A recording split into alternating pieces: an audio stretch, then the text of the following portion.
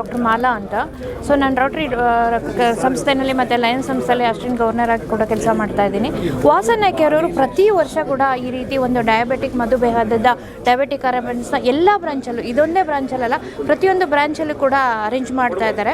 So ನಾನು ನಾಗೇಂದ್ರ ಅವ್ರನ್ನ ಕರೆಯೋಕ್ಕೆ ಇಷ್ಟಪಡ್ತೀನಿ. ಬನ್ನಿ ಸರಿ. ಇವರು 24/7 ಅವೈಲಬಲ್ ಇರ್ತಾರೆ ವಾಸನ್ ಐ ಕೇರಲ್ಲಿ.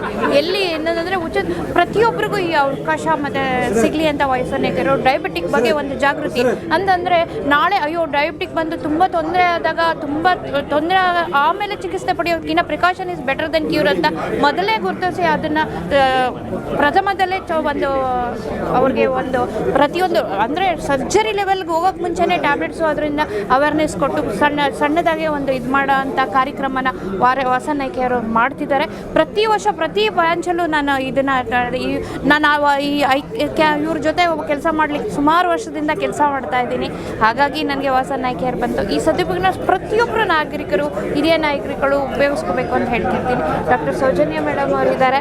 ಸೊ ಹಾಗಾಗಿ ಡಯಾಬಿಟಿಕ್ಕಿಂದ ಅಂತಲ್ಲ, ಯಾವುದೇ ಒಂದು ಕಿಡ್ನಿ ತೊಂದರೆ ಇರ್ಬೋದು, ಏನೇ ಒಂದು ನಾಳೆ ನಮ್ಮ ಕಣ್ಣಿಗೆ ಆಗೋ ತೊಂದರೆಗಳನ್ನ ಪ್ರಥಮದಲ್ಲೇ ಗುರುತಿಸಿ ಅದಕ್ಕೊಂದು ಪರಿಹಾರ ಕೊಡುವಂಥ ನಿಟ್ಟಿನಲ್ಲಿ ವಾಸನ್ ಐ ಕೇರ್ ಕೆಲಸ ಮಾಡ್ತಿದೆ ಅಂತ ಹೇಳಲಿಕ್ಕೆ ಇಷ್ಟಪಡ್ತೀನಿ. ಡಾಕ್ಟರ್ ಸೌಜನ್ಯ ಅಂತ ಹೇಳಿ, ನಾನು RR. Nagar Vasan I care ಹಾಸ್ಪಿಟ್ಲಲ್ಲಿ ಕನ್ಸಲ್ಟೆಂಟ್ ಆಗಿ ಕೆಲಸ ಮಾಡ್ತಿದ್ದೇನೆ.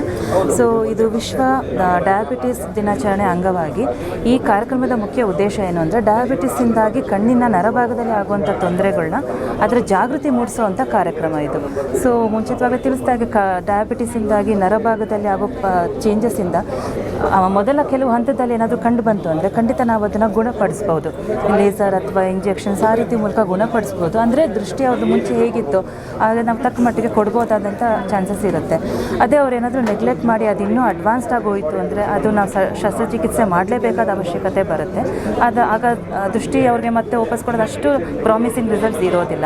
ಸೊ ಮುಖ್ಯವಾಗಿ ನಾವು ಏನು ಹೇಳ್ತಾ ಇರೋದು ಅಂದರೆ, ನಿಮಗೆ ಡಯಾಬಿಟಿಸ್ ಅಂತ ಹೇಳಿ ಕಂಡು ಬಂತು ಅಥವಾ ಶುಗರ್ ಲೆವೆಲ್ಸ್ ಜಾಸ್ತಿ ಇದೆ ಅಥವಾ ಸುಮಾರು ವರ್ಷಗಳಿಂದ ಇದೆ, ಅದು ಹೌದು. ಕೆಲವರು ಶುಗರ್ ಲೆವೆಲ್ಸ್ ನಂದು ಯಾವಾಗ ಚೆಕ್ ಮಾಡಿದ್ರೂ ನಾರ್ಮಲ್ ಆಗಿರುತ್ತೆ. ಸೊ ನನಗೆ ಆ ರೀತಿ ಏನೂ ತೊಂದರೆ ಇರೋದಿಲ್ಲ ಅಂತ ಅಂದ್ಕೊಂಡು ನೆಗ್ಲೆಕ್ಟ್ ಮಾಡ್ತಾರೆ. ಖಂಡಿತ ಶುಗರ್ ಜಾಸ್ತಿ ಇದ್ದರೆ ಮಾತ್ರ ತೊಂದರೆ ಇಲ್ಲ.